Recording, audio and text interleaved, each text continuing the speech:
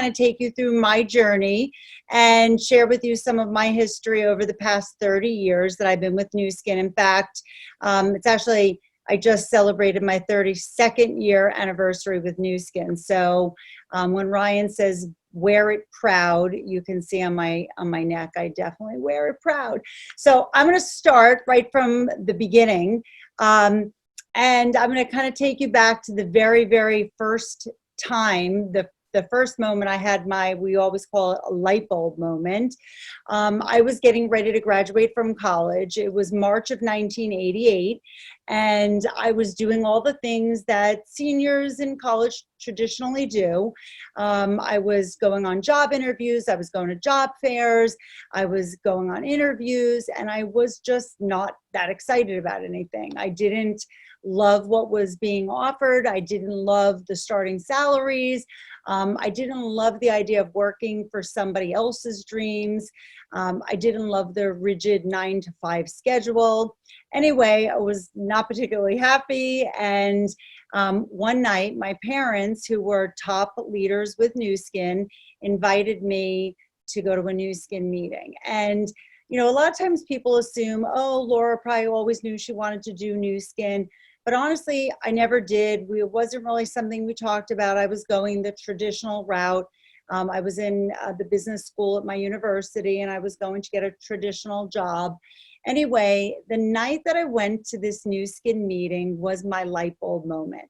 Because now all of a sudden I saw different people from all different walks of life doing Nu Skin. It wasn't just my parents.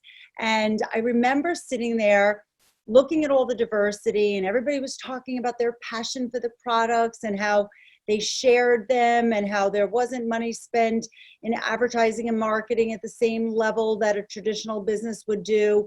And it was somewhat against everything I had just learned in the traditional form of school, but it really made sense to me. You know, if you love a movie, or you go to a restaurant and you love it, or you read a book and you love it, what's the first thing you do is you want to share it with other people. So it made sense to me. And I remember leaving that meeting, and I remember thinking, you know what? I saw myself as an entrepreneur and as a boss babe before we talked about boss babes.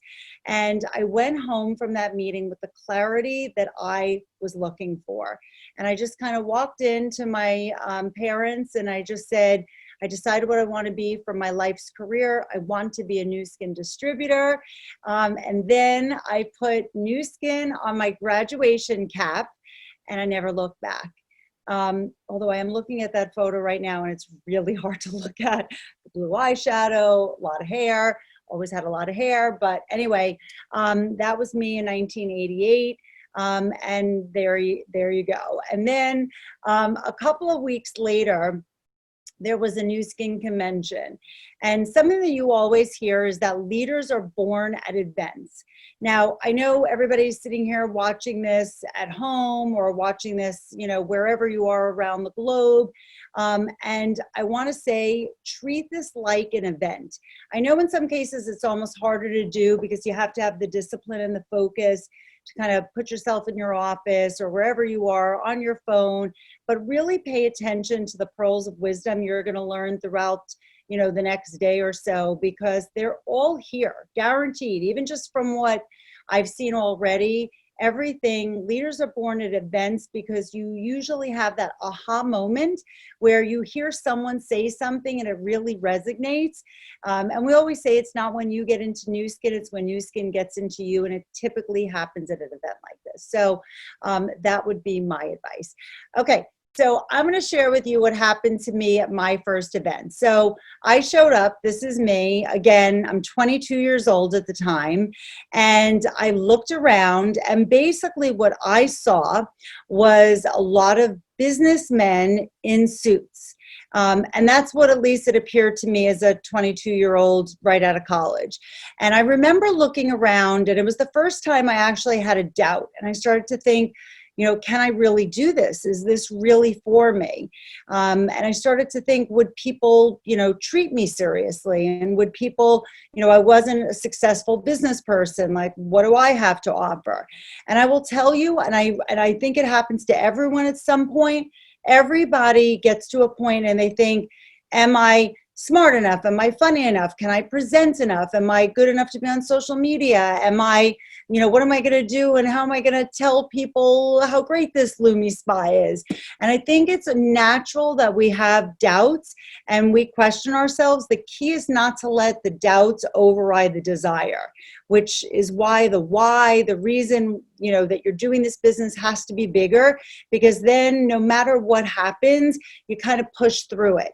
And the truth is, there are so many people that are surrounding you that want to see you succeed, that if you ever feel like, oh no, I don't know if I can do this, just pause and ask for help, because I promise you there's going to be someone there that's going to want to help you. Luckily for me, I didn't allow the doubts to overrun my desire, but I will say that when I left the initial convention and I came back, my parents did look at me, and my mom said something to me and it really made me think. She said, who are you planning on talking to about this business? Because pretty much all of your friends are on their way to graduate school or going on to, a lot of my friends were going to med school or law school, and they weren't necessarily at the right time in their life. And my parents had already been in the business for so many years that most of my family and my initial circle of influence pretty much knew about the business. And I remember thinking, I don't know. And I went back to this thought that I learned at the convention, and it was about focus on your strengths, not your weaknesses, right? So I might not be what I considered in my image. And I always think like the success of what I saw, which was old people in their 30s, 40s, and 50s, which of course, actually 30s and 40s for the most part. And now that I'm in my 50s, I kind of look back at that and laugh. But they said, focus on your strengths. And so I kind of went home, and I encourage everyone to do this. You almost like make a checklist of what are your strengths. Everyone has strengths. We're not all good at everything. I certainly am not. But there are certainly things that we're all good at. So what I came up with is I said, I love people. I love making small talk with people. I love connecting, turning a stranger into a friend. So if I'm out and about, if I'm at Starbucks, if I'm on a train, or if wherever I am, I like connecting with people and getting into a conversation. And so with that, I kind of created my whole walking and talking. Now, if you've ever heard my story, you know that I built my business in this cold market through walking and talking. That was me in New York City.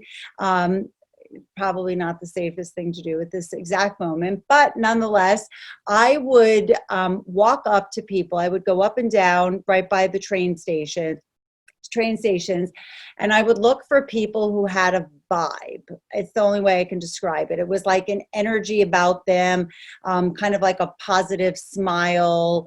I would smile if they smiled back, things like that. I just was looking for an energy vibe. And so in any case, I would walk up to strangers and I would say, excuse me. And they would stop because I wasn't very threatening looking. And I would say, can I ask you a crazy question? And they would say, sure. And I'd say, would you consider yourself to be an open-minded business person? And if they said yes, I would say, great, because I'm expanding a business in the area and I'm looking to connect with people who would be open to taking a look at this. I have the most amazing products. And if you're open to supplementing your existing income, I'd love to talk to you more. And I would ask them for their business card.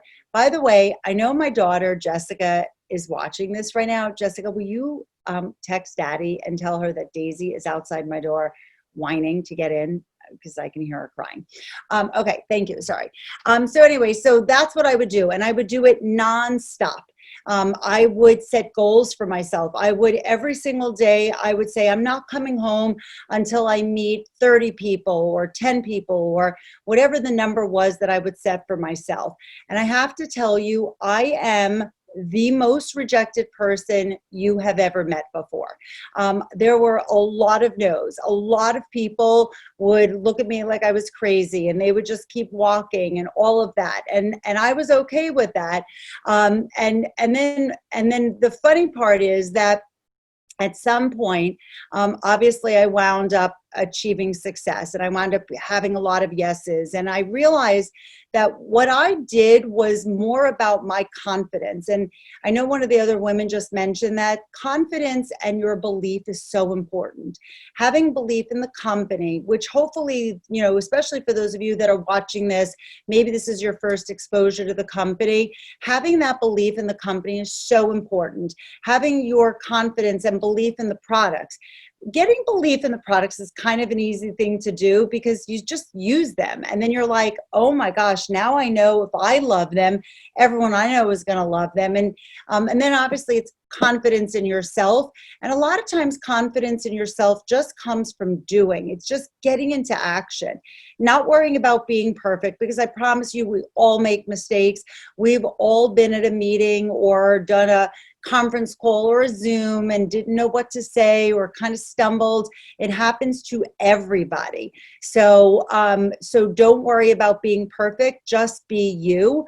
But with all my rejection, and like I said, I'm probably the most rejected person you've ever seen. I had a lot of yeses. And so with that, I became a blue diamond when I was 24 and a team elite when I was 25. And I've maintained it ever since. So I'm now celebrating my 30th year of hitting team elite. So it's been a lot of years. Like I said, you know, it's the journey of just staying consistent and being persistent and not worrying about the no's, focusing on the yeses. And honestly, like, that's the part for me that's always been the key to my success. By the way, I always like to say that one of the biggest joys that came from all of my walking and talking and my recruiting was I met my husband Mitchell from that. And I always say he was my most favorite prospect ever, and he still is today. But what happened with that journey, and you know, you guys that are like me, and I don't know, it's very weird doing this, by the way, because I would love to like look out into the audience and say, who are my walker and talkers, and see some of you raise your hands. I was always one of those people that liked to talk to people, but I always say for my poor husband, it has its downside, right? Because I'm the one that whenever we would be in the city and we would go into a taxi, whoever was getting out of the taxi we were getting into, I would say things like, oh my gosh, do you believe in fate? Because I'd like to believe it's fate that with all the taxis you could be getting out of and I could be getting into, I'd like to believe it's fate that we just met this way. And by the way, I happen to be expanding a business, and I would just kind of launch into my power line. I would go to hotels and ask if I could be at the highest floor, not because I liked the view, although I did like the view. It was more so that I could meet everybody on the way down and the way up and start conversations. I would make him sit in a separate, I don't want to whisper so he doesn't hear me say all this. I would make him sit in a different seat on an airplane so that we could double up on the prospecting. I did, you know, lots of silly, crazy things, but it was because, again, I believe we have a gift.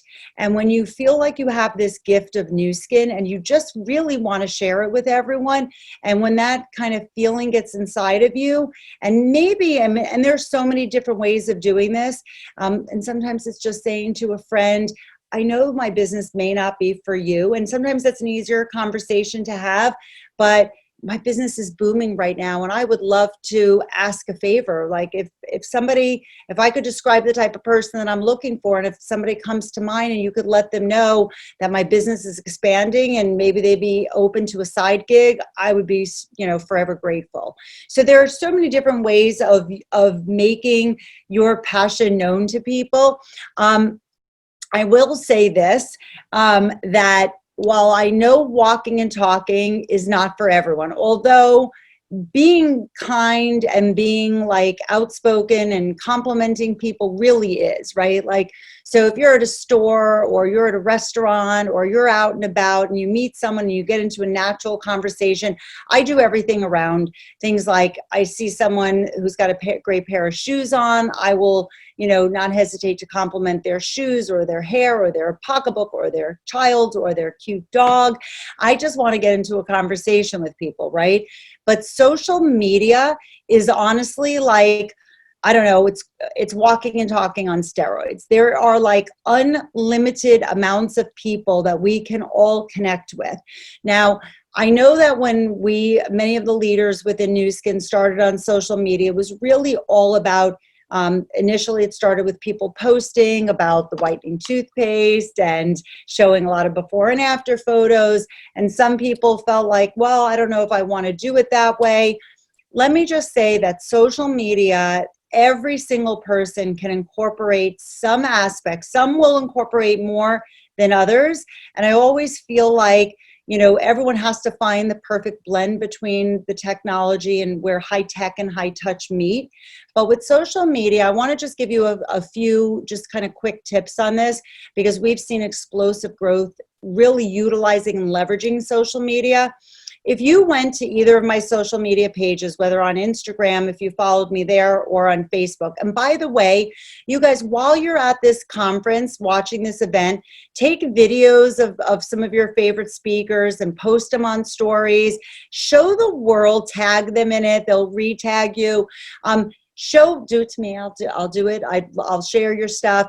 But what it shows your friends and your followers is that you're doing a business, right? So while a lot of people are home and they're not really sure, what their future is looking like, you're making a stand and you're saying, I'm really excited about the direction of my business. And even though I'm home and I might be in, sweatpants and whatever cozy clothing, I'm able to build my business because I've got my phone, I've got my computer, I've got my laptop. It's really a powerful message, and we have the gift to help so many people during this time that this is really a great opportunity to use it. But keep in mind that nobody wants to feel like they're being sold.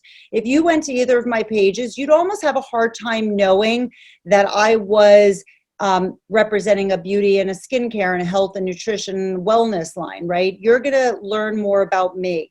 You are your brand.